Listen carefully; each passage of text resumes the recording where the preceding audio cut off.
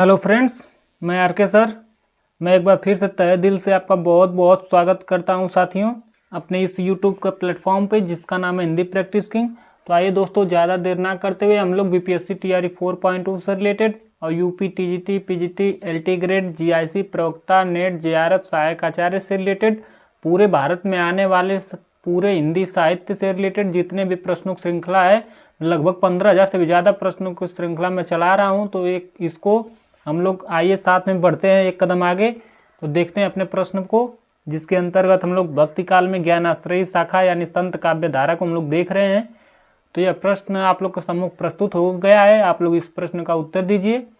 प्रश्न है, निम्नलिखित में से कौन सी प्रवृत्ति संत काव्य की नहीं है? बताइए कौन सी प्रवृत्ति जो संत काव्य से नहीं है अर्थात ज्ञानाश्रयी शाखा से रिलेटेड नहीं है। ऑप्शन है वर्णाश्रम व्यवस्था का समर्थन, ऑप्शन बी है जन जीवन का चित्रण, ऑप्शन सी है सदाचार आदि गुणों का प्रतिष्ठान, या ऑप्शन डी है क्रोध लोभ मोह हिंसा की निंदा। यहाँ पे देखिए आप लोग ध्यान नहीं दिया है, नहीं शब्द दिया है, यानी कौन सी ऐसी इस ऑप्शन है जो कि संत काव्य धारा से रिलेटेड बात नहीं है। इसका सही जवाब हो जाएगा कि इन्होंने समर्थन किसका नहीं किया है? वर्णाश्रम, यानी कि वर्ण का मतलब जाति, जाति का समर्थन किसने नहीं किया है? किसी भी धर्म या फिर किसी भी काव्य धारा ने नहीं किया है। और यहाँ पे क्या है, संत दे दिया, तो संत लोग कभी भी जाति का क्या है विरोध करते हैं। कोई भी जाति नहीं, सब लोग क्या है भगवान के बंदे एक हैं, यानी कि यहाँ पे धर्म या जाति की बात हो गई है। तो क्या यही नहीं है, बाकी इन लोग ने जनजीवन का चित्रण बिल्कुल किया है, सदाचार की बातें बिल्कुल इन्होंने बताई है। इन्होंने बताई है कि हिंसा करना पाप है, मोह लोभ माया क्रोध ये सब, मोह माया करना क्या है, इन सब बातों में बताई है कि मोह माया सब करना क्या है, भगवान को प्राप्ति करने का बाधक है। ऐसा किसने संत लोग बताए हैं, लेकिन किसी भी धर्म जाति को बढ़ावा नहीं दिए हैं। इस तरह से इसका सही जवाब क्या हो जाएगा? Option A is the right answer. क्या हो जाएगा? Option A. अगला प्रश्न है, रामचंद्र शुक्ल के अनुसार कबीरदास का जन्म कब हुआ है? बताइए। आप लोग याद रखिएगा, शुक्ल जी जब भी पूछते अगर आ जाएगा कहीं भी, तो शुक्ल जी ने कभी भी ईस्वी में बात नहीं किए हैं, हर जगह विक्रमी संवत में ही बात किए हैं। तो बताइए इसका सही जवाब क्या हो जाएगा? 1454 विक्रमी संवत, या 1456 विक्रमी संवत, या 1455 विक्रमी संवत, या 1557 विक्रमी संवत। किनके बारे में बात हुई है? कबीरदास। कबीरदास का जन्म कब हुआ था? मैं बता चुका हूँ 1398 ईस्वी में। कब? 1398 ईस्वी में। इसमें से क्या है, संवत जब घटाएंगे यानी 57 वर्ष जो है, जब ऐड करेंगे इसमें कितने वर्ष? 57 वर्ष क्या करेंगे? ऐड करेंगे। क्यों? क्योंकि ईस्वी से संवत बनाना है। आप लोग ऐसे याद रखिएगा, आप लोग भूल जाइएगा तो एग्जाम में एक याद रखिएगा, विक्रमी संवत, नाम कितना बड़ा है, यानी कि जब विक्रमी संवत में बात आ जाए तो ईस्वी में क्या कर दीजिए? जोड़ दीजिए, तो आ जाएगा क्या? विक्रमी संवत। या फिर अगर कहीं विक्रमी संवत दे दिया हो, जैसे 1456 दे दिया विक्रमी संवत, तो फिर अगर ईस्वी बनाना हो, ईस्वी क्या है? छोटा शब्द है। ईस्वी देखिए 2 शब्दों में आ गया, यानी 3 शब्दों में ईस्वी आ गया, यानी क्या कीजिए, छोटा बनाना है तो घटा लीजिए, कितना? 57 वर्ष घटा लीजिए, तो क्या आ जाएगा? 1398 ईस्वी आ जाएगा। अगर ईस्वी दिया है, अगर संवत बनाना है यानी कि बड़ा बनाना है, तो बड़ा के लिए क्या करिए? जोड़ दीजिए, तो बड़ा हो जाएगा, अर्थात 57 वर्ष जोड़ दीजिए, तो क्या हो जाएगा? ऐसे आप लोग याद रखिएगा, ईस्वी और संवत में कन्फ्यूजन ना होइएगा कि जोड़ना है या घटाना है। तो इसका आप लोग ट्रिक मैं बता दिया हूँ। ईस्वी क्या है? छोटा शब्द है, यानी कि इसको अगर ईस्वी में निकालना हो तो घटा देंगे, अगर संवत में निकालना हो तो संवत बड़ा शब्द है, इसके लिए क्या करेंगे? जितना भी ईस्वी दिया होगा उसमें क्या करेंगे? जोड़ देंगे। याद रखिएगा इसको। तो इसका सही जवाब हो जाएगा, जब 1398 में से घटाएंगे यानी 8 में से 7 गया, यानी कि 8 में से 7 गया 1 और 6 यानी 4, यानी कि 1456। क्या हो जाएगा? Option B is the right answer. क्या कितना हो जाएगा? 1456, यानी जोड़ेंगे तो 7 8 16, 16 को 6 हो गया सीधे, 6 किसी में ऑप्शन में नहीं है लास्ट में, तो option B is the right answer. क्या हो जाएगा? 1456 विक्रमी संवत में क्या हुआ? कबीरदास का जन्म हुआ था। याद रखिएगा आप लोग। चलिए अगला प्रश्न, वो भी कहाँ हुआ था? काशी में। काशी में भी कहाँ? लहरतारा यानी वाराणसी में। कहाँ हुआ था? थोड़ा सा लिख दे रहा हूँ, काशी। काशी कहाँ? वाराणसी। और वाराणसी में किस गांव में? लहरतारा। लहरतारा में हुआ था। और इनकी मृत्यु कब हुई? 1398 में जन्म लिए, 120 साल बाद, यानी कि इसमें 120 ऐड करेंगे तो 1518 हो जाएगा। कब इनकी मृत्यु हुई? 1518 ईस्वी में इनकी मृत्यु हो गई। मृत्यु कहाँ हुई? मगहर में हुई। कहाँ हुई? मगहर में। लोई कौन थी? इनकी पत्नी थी। लोई कौन थी? इनकी पत्नी थी। कौन थी? पत्नी थी। कमाल कमाली कौन थे? इनके पुत्र थे। कमाल और कमाली ये लोग कौन थे? इनके पुत्र पुत्री थे। किनके? कबीरदास के। याद रखिएगा आप लोग। अगला प्रश्न है, कबीर की वाणी का संग्रह किसने किया? बताइए, सुंदरदास ने किया या धर्मदास ने किया या मल्लुकदास ने किया या रैदास ने किया?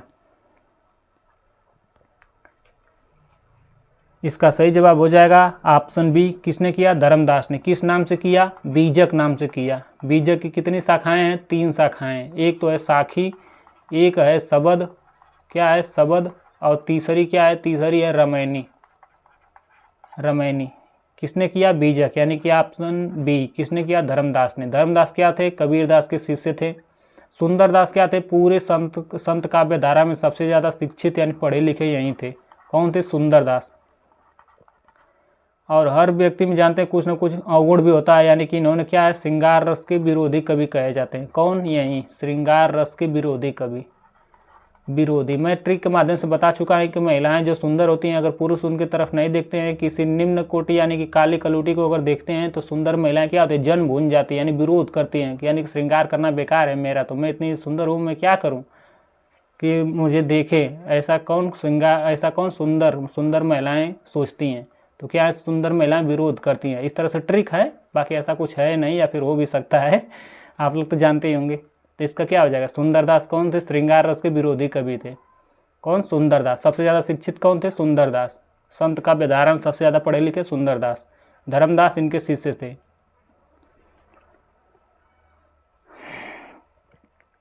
चलिए अगले प्रश्नों की ओर बढ़ चलते हम लोग। अगला प्रश्न है, निर्गुण संत कौन है? कबीरदास हैं या तुलसीदास हैं, सूरदास हैं कि मीराबाई हैं?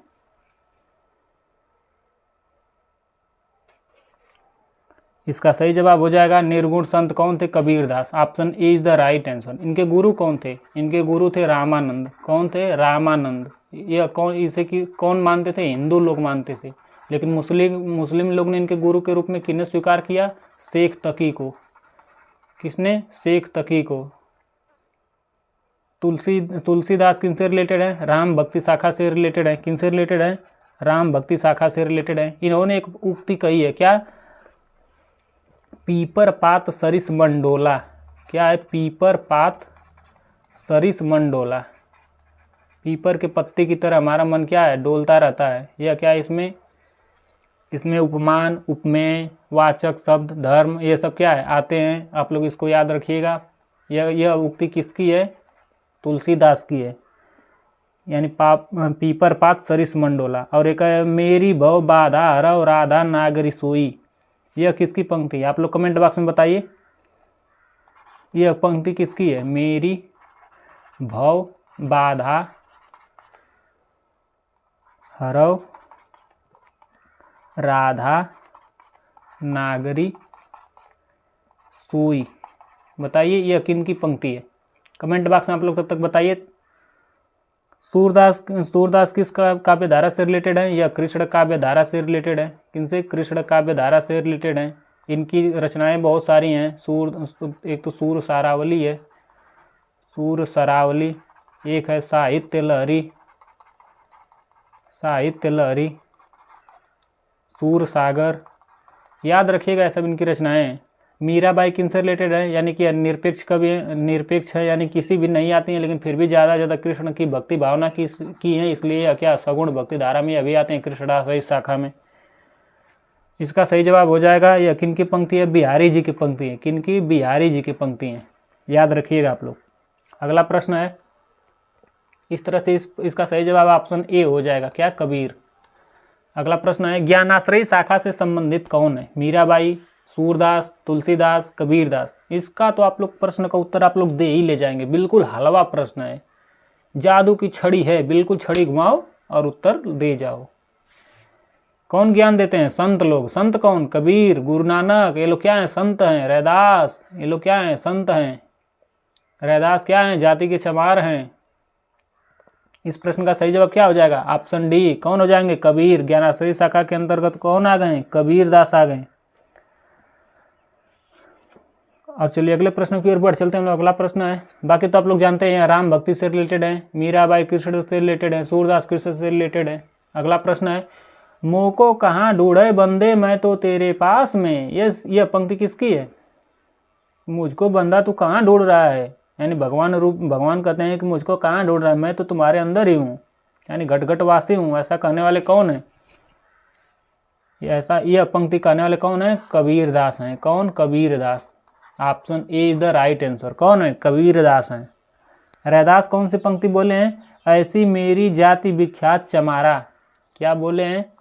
ऐसी मेरी जाति, ऐसी मेरी जाति विख्यात चमारा, विख्यात चमारा। ऐसा बोलने वाले कौन है? ऐसा बोलने वाले हैं रैदास। यह किनके गुरु माने जाते हैं? यह मीराबाई के गुरु हैं। कौन? रैदास।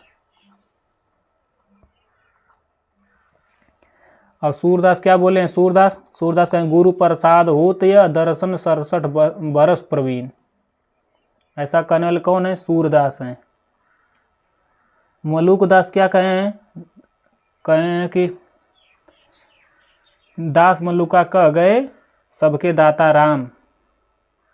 ऐसा कहने वाले कौन है? मलुकदास। और तुलसीदास एक पंक्ति बोले थे, क्या उनकी पंक्ति थी? हाँ, पीपर पात सरिस मंडोला। ऐसा करने वाले कौन है? तुलसीदास। रहीमदास कौन पंक्ति कहे हैं? एक तो कहे हैं कि मेरी भव बाधा हरव राधा नागरी सोई, यह तो एक पंक्ति कहें। एक और पंक्ति कहें कि पानी गए न उबरे मोती मानुष चून। ऐसा भी पंक्ति करने वाले कौन है? रहीमदास हैं। अब मेरी भव बाधा हरव तो जानते हैं, सॉरी ये बिहारी की है। मेरी भव बाधा हरव राधा नागरी सोई, जहाँ भी राधा का नाम आ जाए बिहारी हो जाएंगे। रहीमदास की पंक्ति वही है, पानी गए न उबरे मोती मानुष चून। इस तरह से क्या हो जाएगा? Option A is the right answer इसका। अगला प्रश्न है, नामदेव का संबंध किस प्रदेश से है? मैं ट्रिक बताया हूँ। नाम है तेरा तेरा महाराष्ट्र महाराष्ट्र। क्या से हैं? महाराष्ट्र से। ट्रिक है ना, गाना भी है, आप लोग याद रख सकते हैं। यानी कि नामदेव कहाँ के संत है? महाराष्ट्र के। एमएच की, एमएस धोनी नहीं, एमएच यानी महाराष्ट्र से।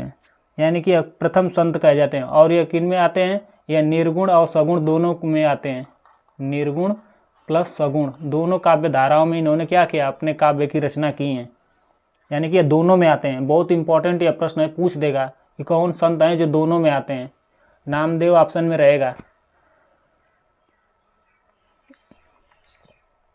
इसका सही जवाब हो जाएगा option C is the right answer. हम लोग थोड़ा, नामदेव क्या थे? नामदेव ये क्या थे? ये दर्जी थे। क्या थे? दर्जी थे।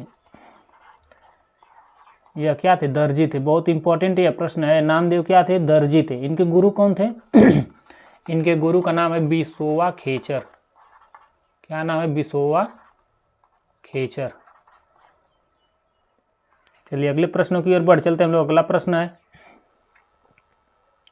ये दर्जी थे और इन्होंने एक पंक्ति कही थी, क्या याद आ जाए? हाँ, तन मेरा, कैसे कहे थे? मन मेरा सुई तन मेरा धागा, प्रभु के चरणों में मन मेरा लागा। ऐसा कहने वाले कौन थे? नामदेव।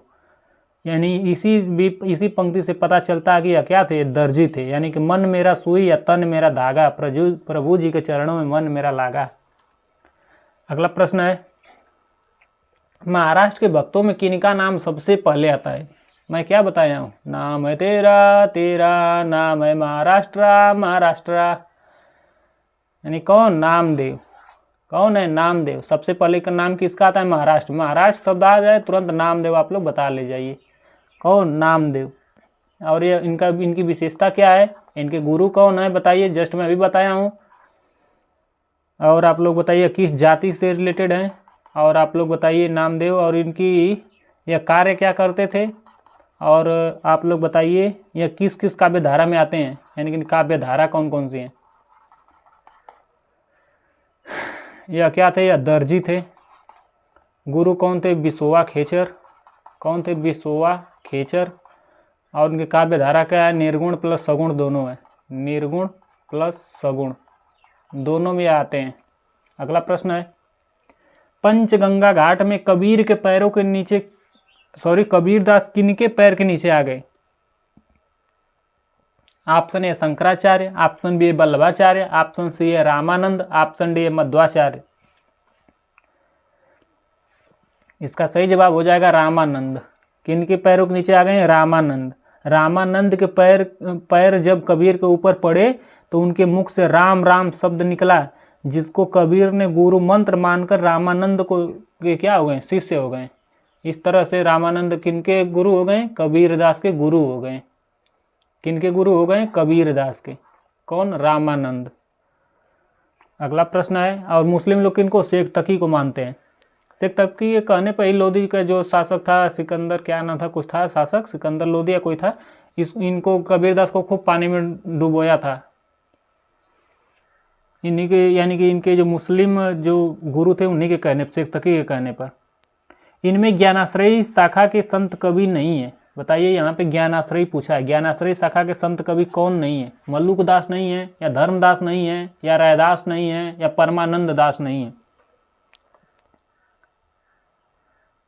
इसका सही जवाब हो जाएगा परमानंद दास। कौन? परमानंद दास। यह किनसे रिलेटेड है? यह कृष्ण भक्ति धारा से रिलेटेड है। किनसे? कृष्ण भक्ति काव्य धारा से रिलेटेड है। यहाँ पे संत पूछा है, या अर्थात ज्ञानाश्रयी शाखा पूछा है। मल्लुक दास भी हैं। यह कहाँ से रिलेटेड है? इलाहाबाद से। मैं बता चुका हूँ, आप लोग याद रखिएगा इसको, इलाहाबाद के प्रयाग क्षेत्र से। धर्मदास कौन है? कबीरदास के क्या हैं? शिष्य हैं। कबीरदास के क्या हैं? शिष्य हैं। इन्होंने बीजक का संपादन किया। रैदास के बारे में जानते हैं आप लोग। यह किनके? मीरा के क्या है? गुरु हैं। यह क्या है? दर्जी हैं। नहीं सॉरी, यह क्या है? रैदास। ये जो है रैदास का दूसरा नाम रविदास है। क्या है? रविदास। और ये क्या है? ये मोची हैं। मोची अर्थात जूते सीने का काम करते हैं। अगला प्रश्न है, कबीर के बीजक पर रची गई तिरजिया टीका किसकी है? बताइए। पूरन दास का, या जगजीवन दास का, या भगवान दास का, या पलटू साहब का?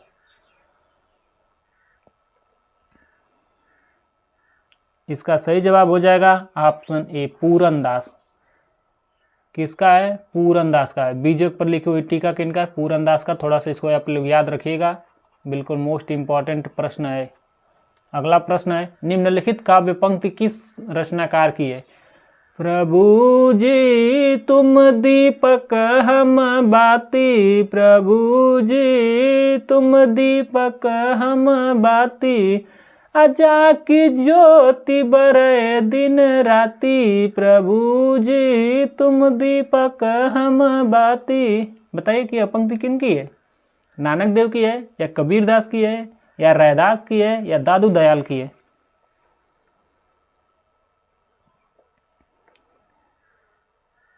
इसका सही जवाब हो जाएगा ऑप्शन सी। किनकी है? रैदास की है। किनकी? रैदास की है। और इनकी एक और पंक्ति है, प्रभु जी तुम चंदन हम पानी। ऐसी पंक्ति किनकी है? रैदास की है। नानक जी की एक पंक्ति है, नानक जी क्या कहते हैं कि जो नर दुख में दुख नहीं माने। यह पंक्ति किनकी है? जो नर दुख में, किनमें? दुख में दुख नहीं माने, दुख नहीं माने। अब भाई ऐसा कहने वाले कौन है? ना, यानी गुरुदेव ही कह सकते हैं। यानी कि दुख में भी क्या, दुख ही नहीं रहते। यानी कोई दुख वाली बात आ गई, जैसे कोई मृत्यु हो गई आकस्मिक, या कुछ भी दुख वाली बात हो गई, उसमें भी दुख ही नहीं रहते। यानी कि अपने आप को सामंजस्य स्थापित कर लेते हैं। कौन भाई ऐसा कर सकता है? गुरु ही बता सकते हैं या कर सकते हैं। कबीरदास क्या कहते हैं? मैं कहता हूँ आँखन की देखी, तू कहता कागज की लेखी। अर्थात कबीरदास कहते हैं प्रत्यक्षम किम प्रमाणम, प्रत्यक्ष को प्रमाण की आवश्यकता नहीं है। मैं कहता आँखन की देखी, मैं जो आँख से देख लिया हूँ वही सही है, और तू कहता कागज की लेखी, तू कहता जो कागज पे लिखा है वह सही है। ऐसा कहने वाले कौन है? कबीरदास हैं। दादू दयाल क्या कहते हैं? अपना मस्तक काट के वीर हुआ कबीर। ऐसा कौन? दादू दयाल। कौन? दादू दयाल। इनकी वाणियों का संग्रह किसने किया? अनंत दास और एक और लोग थे, उनके जो शिष्य थे, दो लोग ने मिलकर किए, और एक और दूसरे शिष्य थे रज्जब, उन्होंने किस नाम से किया? अंगवधु नाम से। और अनंत दास ने किस नाम से किया? हर्रे बाणी नाम से। अगला प्रश्न है, कबीर की भक्ति का अनिवार्य अंग क्या है? कबीरदास सबसे मोस्ट इम्पॉर्टेंट क्या मानते थे? वो अपने भक्ति में मुक्ति को देखते थे, या अपने भक्ति रूपी ज्ञान को देखते थे, या अपने भक्ति में प्रेम को देखते थे, या फिर समाज को सुधारने का काम करते थे? सबसे अनिवार्य उनके भक्ति में क्या था? सबसे अनिवार्य उनके भक्ति में क्या था? ज्ञान था। किनको सबसे ज़्यादा बल दिया इन्होंने? ज्ञान को सबसे ज़्यादा बल किसने दिया? इन्होंने ही दिया, कबीरदास ने। अगला प्रश्न है, कबीर ने आलोचक, सुधारक, पथ प्रदर्शक व समन्वयकर्ता के रूप में किन विषयों का उल्लेख किया? चेतावनी, कुसंग, इन्होंने चेतावनी दी भाई सुधर जाओ। कुसंग अर्थात अच्छी संगति रखो, बुरी संगति मत रखो। मोह माया क्या है? ज्ञान रूपी भगवान के बाधक है। कनक अर्थात ज़्यादा ज्ञान या ज़्यादा सोना का अधिग्रहण ये सब नहीं करना। कामिनी, मोह माया है भाई, प्रेम वगैरह सब, कपट छल से दूर रहा करो। यह सब क्या है? इन्होंने बातें बताई हैं। सही बात है भाई, इसमें एक भी नकारात्मक बात नहीं है, सब अच्छी अच्छी बातें हैं। मंदिर मस्जिद राम रवैया, मंदिर मस्जिद को बिल्कुल नहीं मानते थे वह। क्या है? मंदिर मस्जिद को मानते थे? बिल्कुल नहीं मानते थे। ब्रह्म, जीव, मोह माया, यह सब क्या? स्त्री, यह सब बिल्कुल नहीं मानते थे इसको। मान लीजिए ब्रह्म को मानते थे, जीव को मानते थे, माया मोह को तो मानते नहीं थे। इसमें मंदिर मस्जिद को नहीं मानते थे, मूर्ति को नहीं मानते थे, कई तीर्थ यात्रा को नहीं मानते थे। ये बिल्कुल गलत बात। दाम्पत्य प्रेम के बारे में भी ऐसा कुछ नहीं कहा इन्होंने। कहे क्या है? महाठगनी है, माया मोह क्या है? महाठगनी है, बिल्कुल यह नहीं मानते थे। यानी किसको मानते थे? Option A is the right answer. चेतावनी देते थे, दूसरों की बुरी संगति में ना रहो, मोह माया में ना पड़ो, ज़्यादा सोना चांदी के चक्कर में ना पड़ो। कामिनी भाई बचो कामिनी लोग से, कपट उपट से भाई दूर रहो। ये सब बातें तो अच्छी बातें हैं, तो संत लोग यही बताते हैं, सही बात है। इस तरह से ऑप्शन ए सही हो जाएगा। अगला प्रश्न है, कौन से समीक्षक ने ऐसा कहे हैं कि शब्द के जोड़ तोड़ में चमत्कार लाने के फेर में पढ़ना कबीर की प्रवृत्ति के प्रतिकूल था?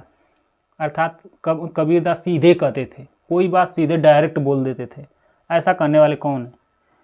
नंद दुलारे वाजपेयी हैं, या डॉक्टर नगेंद्र हैं, या फिर एचपीडी हैं, या फिर श्याम सुंदर दास हैं? बताइए। इसका सही जवाब हो जाएगा कौन? Shyam Sundar Das. Option D is the right answer. अब इसको आप लोग याद कैसे रख सकते हैं? ट्रिक इसकी क्या है? यहाँ पे देखिए प्रतिकूल दिया है, अर्थात आप लोग को याद होगा श्रृंगार रस के कौन प्रतिकूल है? कौन है? श्याम सुंदर दास। कौन प्रतिकूल है? श्याम सुंदर दास। सबसे ज़्यादा पढ़े लिखे कौन है? श्याम सुंदर दास। इस तरह से आप लोग इसको याद रख सकते हैं ट्रिक के माध्यम से। अगला प्रश्न है, मन मेरा सुई तन मेरा धागा, प्रभु के चरणों में मन मेरा लागा। ऐसा कहने वाले कौन हैं? कबीर हैं, या गुरु नानक हैं, या नामदेव हैं, या दादू दयाल हैं? बताइए आप लोग, इस प्रश्न का सही जवाब क्या हो जाएगा?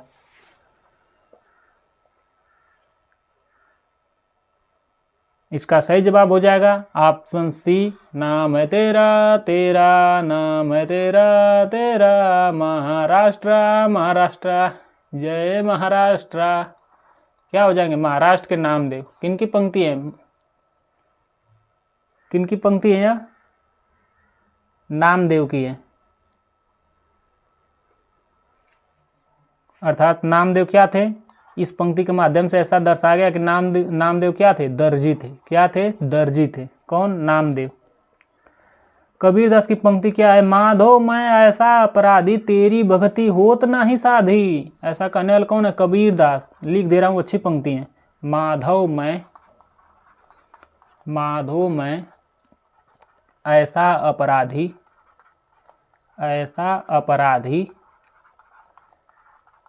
तेरी भक्ति होत न साधी। ऐसा करने वाले कौन है? ऐसा करने वाले कबीरदास हैं कि माधव मैं ऐसा अपराधी हूँ, भगवान मैं ऐसा अपराधी हूँ कि आपकी भक्ति ही मुझसे नहीं हो पा रही है। ऐसा करने वाले कौन है? कबीरदास है। याद रखिएगा, मोस्ट इंपॉर्टेंट यह पंक्ति है। यह पंक्ति किनकी है? कबीरदास की है। नानक जी की पंक्ति कौन है? जो नर दुख में दुख नहीं माने। जो नर दुख में दुख नहीं माने, अर्थात गुरु ही लोग हैं जो भाई दुखी नहीं होते हैं। इतनी भी दुखी बात हो उसको क्या है? सहन कर लेते हैं। दुख नहीं माने, ऐसा करने वाले कौन है? गुरु लोग होते हैं, यानी गुरु नानक की बात है। दादू दयाल ने क्या कहे हैं? अपना मस्तक काट के वीर हुआ कबीर। क्या कहे हैं? अपना मस्तक काट के वीर हुआ कबीर। वीर हुआ कबीर। ऐसा कहने वाले कौन है? ऐसा कहने वाले दादू दयाल हैं। इनकी वाणियों का संग्रह रज्जब ने किस नाम से किया? अंगबधू नाम से। अंगबधू नाम से किसने किया? रज्जब ने। रज्जब ने। अगला प्रश्न है, गहना एक कनक ते गहना तामे भाव न दूजा, कनक सुनन को दुई करी थाप यक निमाज यक पूजा। इसका कहने का मतलब आप लोग जानते हैं कि जैसे एक सोने से तरह तरह के आभूषण बनाए जाते हैं, ठीक वैसे ही ईश्वर एक हैं, बस उनका नाम, धर्म और गुण ये सब अलग अलग हैं। ऐसा कहने वाले कौन है? कबीरदास, अमीर खुसरो या रैदास या गुरु नानक? अमीर खुसरो को तो आप लोग वैसे एलिमिनेट कर दीजिए, क्योंकि आप लोग पढ़ रहे हैं भक्ति काव्य धारा और ये क्या है? आदिकाल से रिलेटेड है। आदिकाल और भक्ति काल के मध्य की कड़ी माने जाते हैं अमीर खुसरो। ऐसा कहने वाले कौन है? ऐसा कहने वाले हैं कबीरदास। कौन? Kabirdas. Option A is the right answer.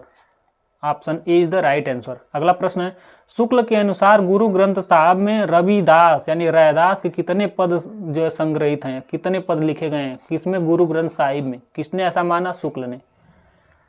35, 30, 45 या 40? मैं इसको बता चुका हूँ, पिछले वीडियो में जस्ट इसको बताया हूँ, दो बार, एक बार नहीं दो बार बताया हूँ। कितना पद है शामिल?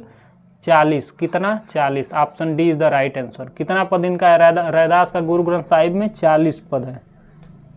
अगला प्रश्न है, और मीराबाई इनको क्या अपना गुरु मानती है? किनको? रैदास या रविदास को। मैं कहता हूँ आँखन की देखी, तू कहता है कागज की लेखी। ऐसा कहने वाले कौन है? कबीरदास हैं। कौन? मैं कहता हूँ जो आँख से देख लिया वही सही है, यानी प्रत्यक्षम किम प्रमाणम, प्रत्यक्ष को प्रमाण की आवश्यकता नहीं होती है। ऐसा कहने वाले कौन है? कबीरदास हैं। कौन? कबीरदास। और इनके कहने का मतलब क्या है? यही पूछा गया है। इस पंक्ति का मतलब क्या है? कि प्रत्यक्ष ज्ञान और पुस्तकी ज्ञान एक ही है। बिल्कुल गलत बात, ऐसा नहीं कहे हैं। प्रत्यक्ष ज्ञान को ही पुस्तकों में लिखा जाता है, यह भी नहीं कहे हैं। प्रत्यक्ष ज्ञान पुस्तकी ज्ञान से हीन होता है, इसमें भी तो बिल्कुल नहीं भाई, इसमें कहीं मेटास्फीयर वाली बात ही नहीं है। स्व अनुभव अर्थात खुद के अनुभव पर शास्त्रीय ज्ञान से बड़ा होता है। खुद का अनुभव शास्त्रीय ज्ञान से बड़ा होता है, बिल्कुल सही बात है। इसका सही जवाब क्या हो जाएगा? Option D is the right answer. देखिए कितना बढ़िया प्रश्न है, और देखिए उसका आंसर उससे भी बढ़िया है। अक्सर लोग इसको क्या है, भूल जाएंगे। चलिए अगले प्रश्न है, थोड़ा सा इसको याद रखिएगा, कितना अच्छा प्रश्न है, इंपॉर्टेंट है, इसको स्टार लगाइएगा आप लोग। तात्विक दृष्टि से न तो हम इन्हें कबीर को, यानी कि कबीरदास के बारे में हो रही है कि तात्विक दृष्टि से न तो हम इन्हें पूरे अद्वैतवादी कह सकते हैं, अर्थात भगवान को नहीं मानने वाले, और न इन्हें एक ईश्वरवादी कह सकते हैं कि भगवान एक ही को मानते हैं। कबीरदास में ऐसी वाणी किसने प्रस्तुत की है? HPD जी ने, या शुक्ल जी ने, या राहुल सांकृत्यायन ने, या फिर माता प्रसाद गुप्त ने?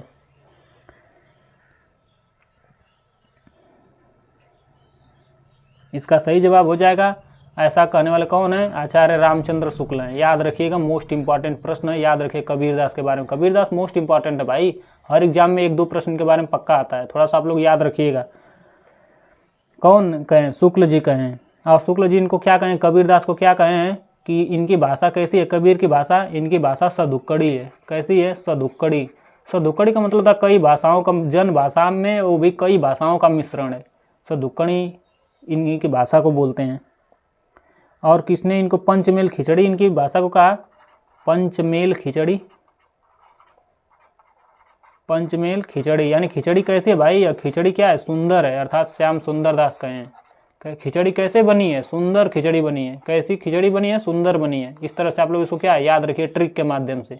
इनकी भाषा को पंचमेल खिचड़ी करने वाले कौन है? श्याम सुंदर दास है। जहाँ ऑप्शन में सुंदर दिख जाए मार दीजिए। खिचड़ी कैसी बनी है? बहुत सुंदर खिचड़ी बनी है। और इन्हें जो है वाणी का डिक्टेटर किसने कहा? वाणी का डिक्टेटर। डिक्टेटर किसने कहा? डिक्टेटर में होता है वकील, या फिर इसको तानाशाह कह सकते हैं। वकील लोग जब तक 1000 रुपये नहीं लेते हैं तब तक काम नहीं कराते हैं। इस ट्रिक से आप लोग याद रखिएगा कि वाणी का डिक्टेटर कौन है, किसने कहा है? HPD यानी कि हजारी प्रसाद द्विवेदी जी ने इनको कहे हैं। चलिए अगले प्रश्नों की ओर बढ़ चलते हैं। अगला प्रश्न है, मिलान करना है। कौन व्यक्ति कहाँ जन्म लिया है? जन्म स्थान कोई मिलान करना है, बताइए।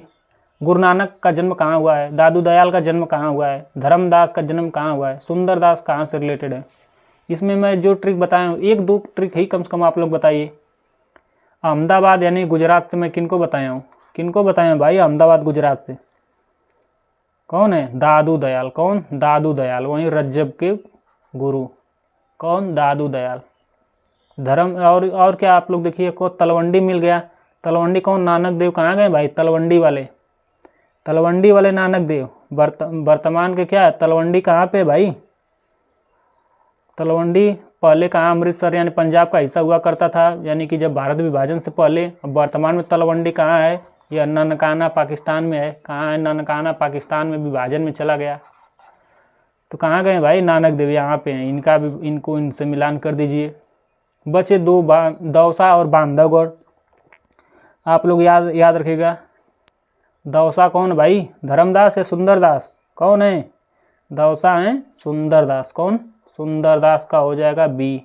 याद रखिएगा सुंदरदास का, यानी जो सुंदरदास का मतलब हो गया, सुंदर से हो गया ज्ञान समुद्र, बोध, ज्ञान बोध समुद्र, सब किनकी रचनाएं हैं? सुंदरदास की।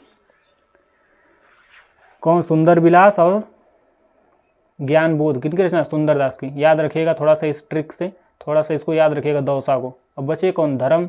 धर्म भाई कौन? माधव। धर्म भाई कौन? माधव। जय माधव। कौन? जय यादव, जय जादव, जय माधव। क्या कहते हैं लोग, ऐसे रील बनाते हैं ना। धर्म से याद रखिएगा, धर्म कौन करते हैं? माधव। याद रखिएगा, थोड़ा सा ट्रिक आप लोग याद रखिएगा। पहले का 4 नंबर, पहले का 4 नंबर क्या है? यह है, यह नहीं है, यह नहीं है, यह भी है। चलिए दूसरे पे आ जाते हैं। दादू दयाल 1, दादू दयाल यानी दूसरे का 1 कौन सा है? यह भी नहीं है, यह भी नहीं, यह भी नहीं, यानी कि ये वाला, यानी कि option D is the right answer. क्या हो जाएगा? Option D. इस तरह से समय बचाते हैं हम लोग। अगला प्रश्न है, तनना बुनना तज्जव कबीर, राम नाम लिख लियो शरीर, मुसी मुसी रोवे कबीर की माई, ए बारीक कैसे जीवही खुदाई।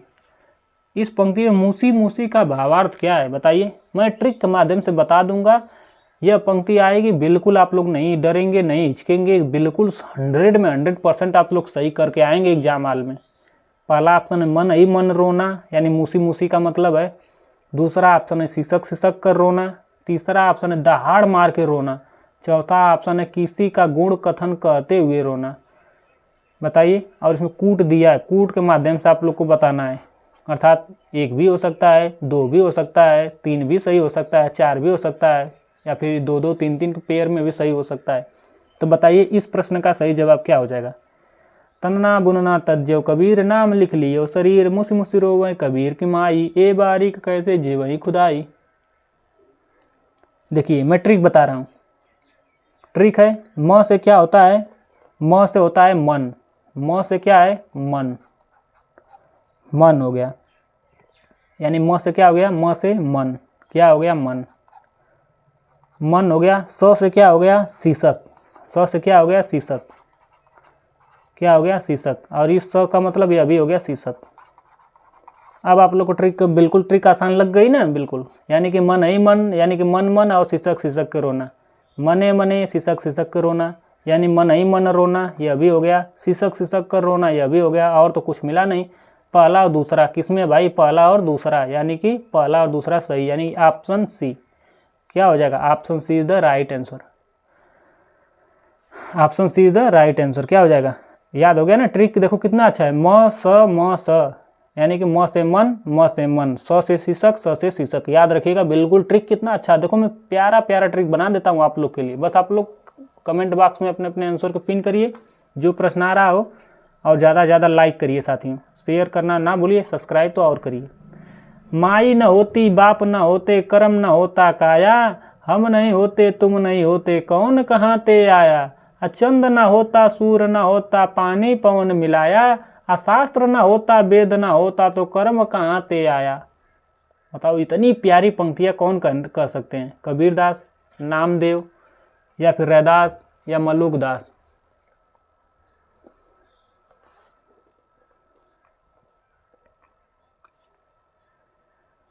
बताइए इसका सही जवाब क्या हो जाएगा? इसका सही जवाब वही हो जाएगा, नाम है तेरा तेरा, नाम है तेरा तेरा, नाम है महाराष्ट्र महाराष्ट्र। कौन? महाराष्ट्र से आते हैं, नामदेव। कौन? क्या है? दर्जी हैं। तन मेरा सोई मन मेरा धागा, प्रभु के चरणों में ध्यान मेरा लागा। कौन है? नामदेव। और इनकी एक और विशेषता है कि यह निर्गुण और सगुण दोनों में आते हैं, निर्गुण प्लस सगुण दोनों में आते हैं। यह पंक्ति किनकी है? नामदेव की है। यह क्या है? दर्जे हैं। मल्लुकदास कहाँ से रिलेटेड है? मल्लुकदास इलाहाबाद यानी प्रयाग से रिलेटेड है, याद रखिएगा, मोस्ट इंपॉर्टेंट है। कबीरदास क्या बोले हैं? माधव मैं ऐसा अपराधी, तेरी भक्ति होत नहीं साधी। जस्ट मैं पीछे बताया हूँ, आप लोग याद रखिएगा। रैदास जी क्या कहते हैं? जब हम होते तब तू नाही, अब तू है तो मैं नाही। ऐसा कहने वाले कौन है? रविदास। रविदास यानी रैदास मीरा के क्या है? गुरु हैं। और इनकी पंक्ति क्या है? यह पंक्ति नहीं बताया ना, चलो देख लेता हूँ। जब हम होते, क्या कहें? जब हम होते तब तू नाही, तब तू नाही। और क्या कहें? अब तू है तो मैं नहीं, अब तू है मैं नहीं। ऐसा कहने वाले कौन है? रैदास है। मोस्ट इंपॉर्टेंट ये पंक्ति है, याद रखिएगा इसको। मल्लुकदास की पंक्ति क्या है? मल्लुकदास कहते हैं नाम हमारा खाक है, हम खाकी के बंदे, खाक इसे पैदा किए, अति गाफिल गंदे। कहने वाले कौन है? मल्लुकदास, याद रखिएगा आप लोग। अगला प्रश्न है, बाकी प्रश्न आएगा, मैं सब कुछ बताऊंगा, थोड़ा थोड़ा बताता चलूंगा ताकि आपको क्या डाइजेस्ट हो सके। संत साधना का साहित्यिक रूप प्रारंभ हुआ काशी से, प्रयाग से, या पंढरपुर से, या उज्जैन से?